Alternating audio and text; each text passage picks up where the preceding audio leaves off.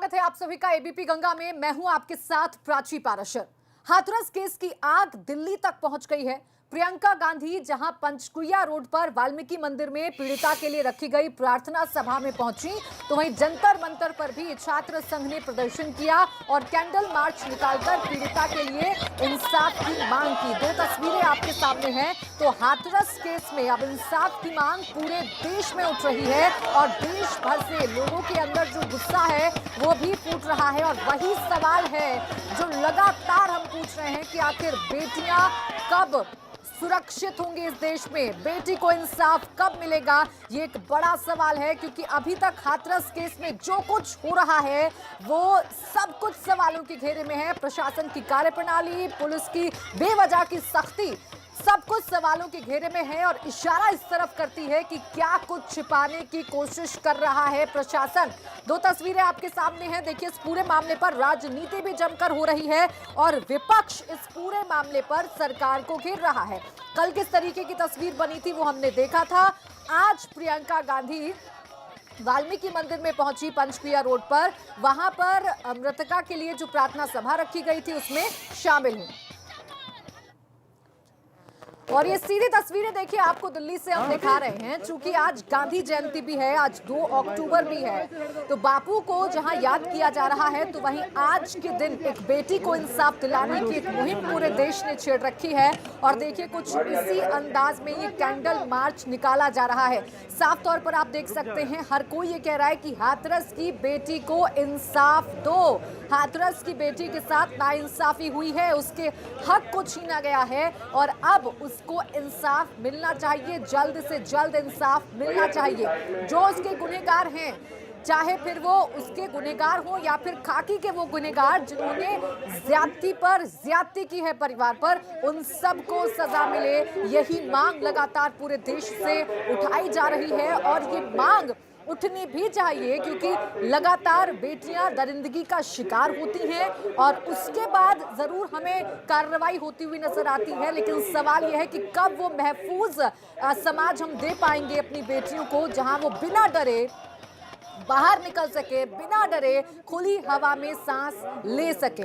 तो ये दो तस्वीरें आपके सामने हैं। देखिए, दोनों ही तस्वीरें दिल्ली से आपको दिखा रहे हैं। पहली तस्वीर में आप देखिए कैंडल मार्च किया जा रहा है, मोमबत्ती जलाकर इंसाफ की मांग की जा रही है। और जो दूसरी तस्वीर हम आपको दिखा रहे हैं, जंतर मंतर पर छात्र यूनियन जुटी हुई है और उनमें भी किस तरीके का गुस्सा है वो आप साफ तौर पर देख सकते हैं। तो आज एक बार फिर से देश सड़कों पर आ गया है और एक बार फिर से मुद्दा है देश की निर्भया, देश की बेटी, वो बेटी जिसके साथ दरिंदगी की सारी हदें पार होती हैं और जब वो इंसाफ मांगने के लिए कानून का दरवाजा खटखटाती है तो वहां से भी उसे सिर्फ और सिर्फ निराशा ही हाथ लगती है। आखिर सिस्टम इतना कमजोर क्यों है और हाथरस में ये सब क्यों हो रहा है, ये बड़ा सवाल है। आज दिन भर हम लगातार आपको तस्वीरें दिखाई रहे हैं, पूरे देश की तस्वीरें हम दिखा रहे हैं, साथ ही साथ हम हाथरस की तस्वीरें भी आपको लगातार दिखा रहे हैं। उस गांव की तस्वीरें हम लगातार दिखा रहे हैं जिस गांव में एंट्री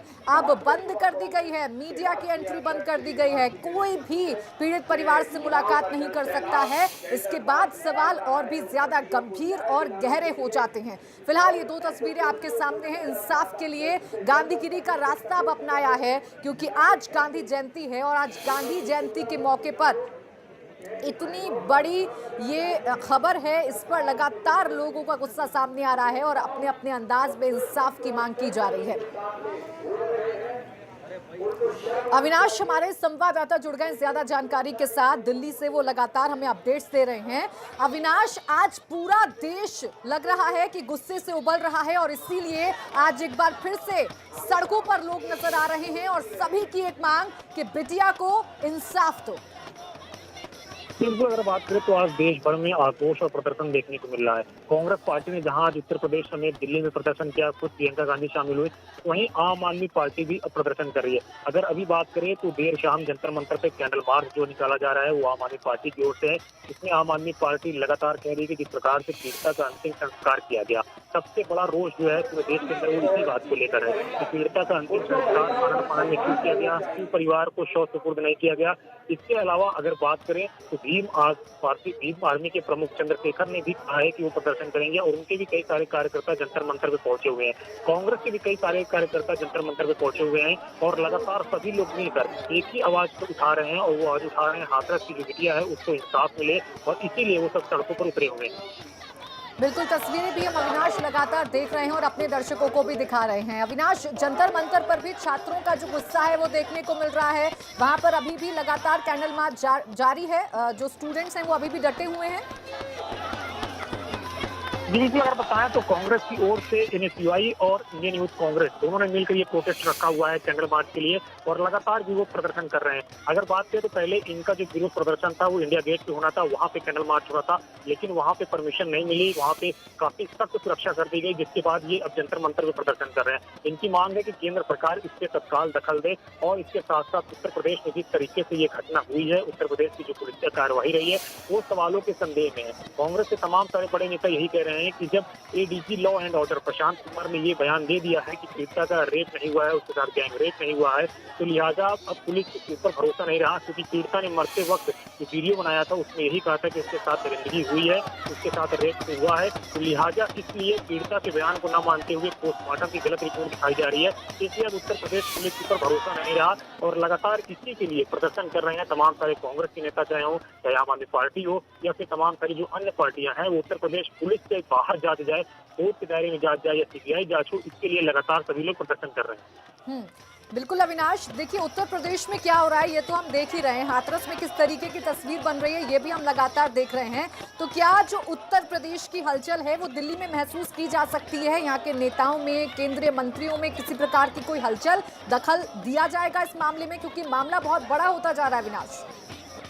देखिए, अगर बताएं तो केंद्रीय मंत्री लगातार वो तो दखल नहीं दे रहे, लेकिन प्रधानमंत्री नरेंद्र मोदी ने खुद दखल दिया है। खुद प्रधानमंत्री नरेंद्र मोदी ने उत्तर प्रदेश के मुख्यमंत्री योगी आदित्यनाथ को फोन किया और फोन करके कहा कि सख्त से सख्त कार्रवाई होनी चाहिए। उसी के बाद उत्तर प्रदेश के मुख्यमंत्री ने एसआईटी गठित की और ये निर्देश दिया है कि 1 सप्ताह के अंदर एसआईटी अपनी रिपोर्ट दे और इसके साथ साथ एसआईटी ये भी तमाम सारे साक्ष्यों की जांच करे और फास्ट ट्रैक कोर्ट में जल्द से जल्द पीड़िता को न्याय दिलाया जाए। इसके लिए उत्तर प्रदेश सरकार प्रयासरत हुई है। प्रधानमंत्री नरेंद्र मोदी खुद इस मामले में पूरी तरीके से नजर बनाए हुए हैं। केंद्रीय मंत्री फिलहाल कोई निकलकर सामने नहीं आया है, क्योंकि उत्तर प्रदेश में भाजपा की सरकार है, केंद्र में भी भाजपा की सरकार है, इससे लिहाजा कोई केंद्रीय मंत्री बोलता हुआ नहीं दिखा है, लेकिन प्रधानमंत्री ने जरूर अपनी चिंता बिल्कुल अविनाश, देखिए इंसाफ दिलाने के लिए जो काम होना चाहिए वो चलिए सरकार कर रही है, लेकिन जो पुलिस प्रशासन का रवैया है हाथरस में वो सवालों के घेरे में है। शुक्रिया आपका अविनाश तमाम जानकारी के लिए।